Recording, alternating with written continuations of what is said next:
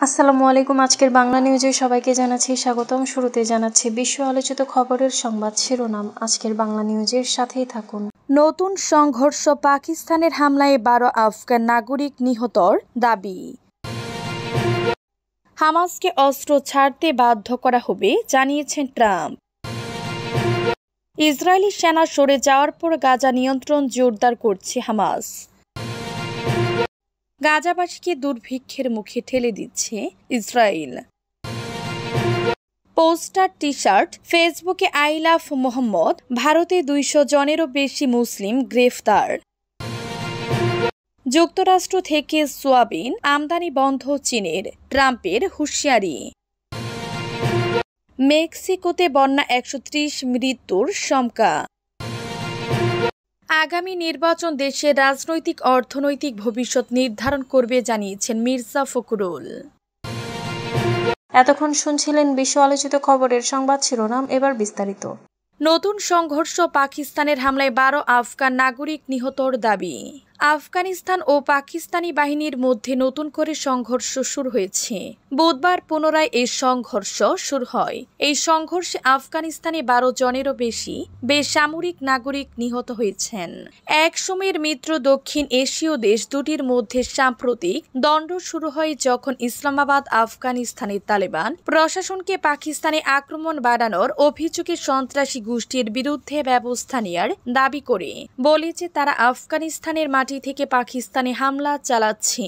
তবে আফগানিস্তানে পাকিস্তান জঙ্গিদের উপস্থিতি অস্বীকার করে তালেবান। আফগান তালেবান মুখপাত্র জাবিউল্লাহ মুজাহিদ এক্সটে বলেছেন, বুধবার ভোরে পাকিস্তানি বাহিনী আক্রমণ শুরু করলে 12 জনেরও বেশি বেসামরিক নাগরিক নিহত এবং 100 জনেরও বেশি আহত হন।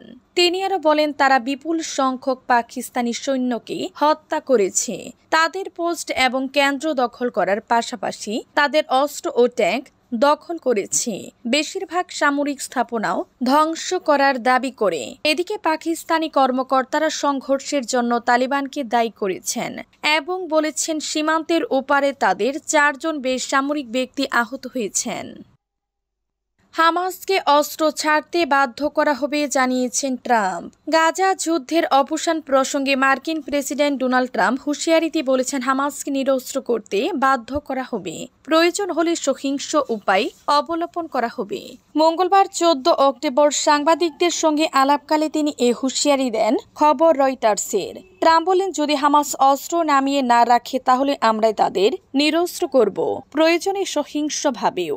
মার্কিন প্রেসিডেন্টের পূর্বের বক্তব্যগুলো থেকে ধারণা পাওয়া যায় গাজায় হামাসকে সীমিত ভূমিকায় থাকতে দেয়া হতে পারে।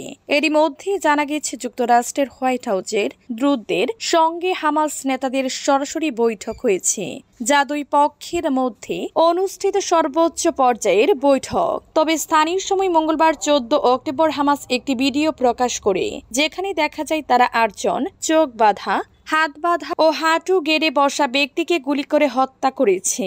ইসরায়েলের সহযোগী হিসেবে ওই ব্যক্তিদের চিহ্নিত করে গুলি করে হত্যার দাবি করে ফিলিস্তিনি স্বাধীনতাকামী সংগঠন।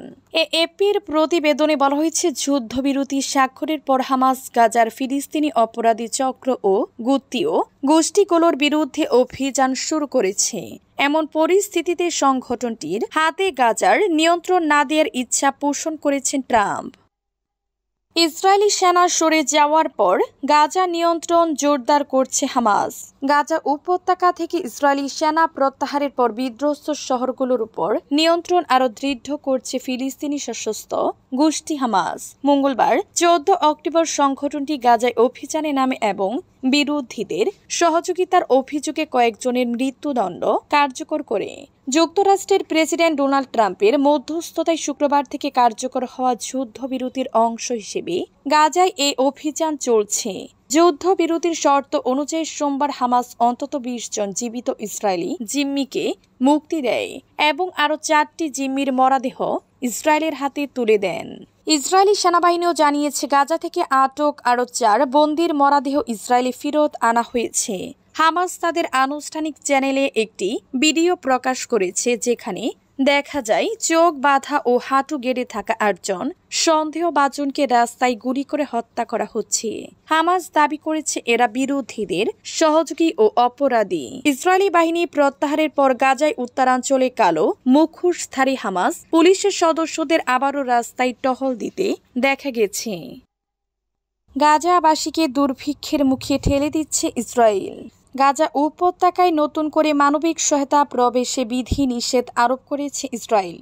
এছাড়াও পরিকল্পনা অনুযায়ী রাফা সীমান্ত খোলা হবে না বলেও জানিয়েছে তারা। মূলত এর ফলে গাজাবাসীকে দুর্ভিক্ষের মুখে ঠেলে দিচ্ছে ইসরায়েল।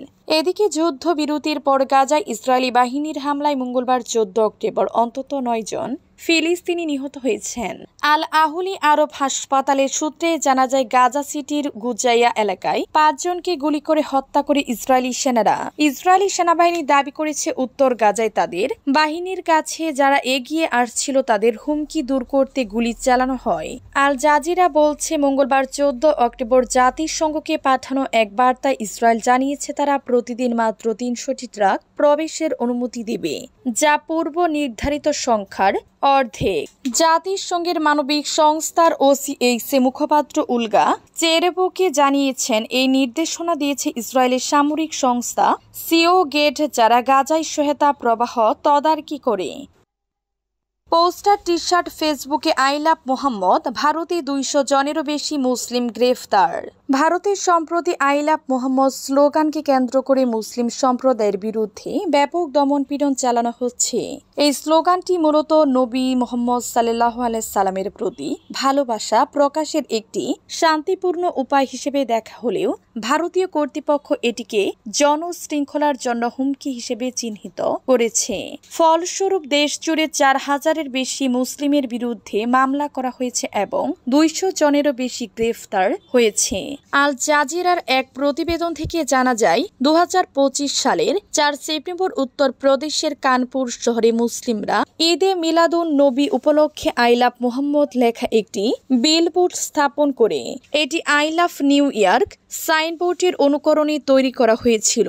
স্থানীয় কিছু হিন্দু এবং বিলবোর্ড নিয়ে আপত্তি জানায়। পরে পুলিশ ধর্মীয় উত্তেজনা উস্কে দেওয়ার অভিযোগে 2 ডজনেরও বেশি মুসলিমের বিরুদ্ধে মামলা দায়ের করে।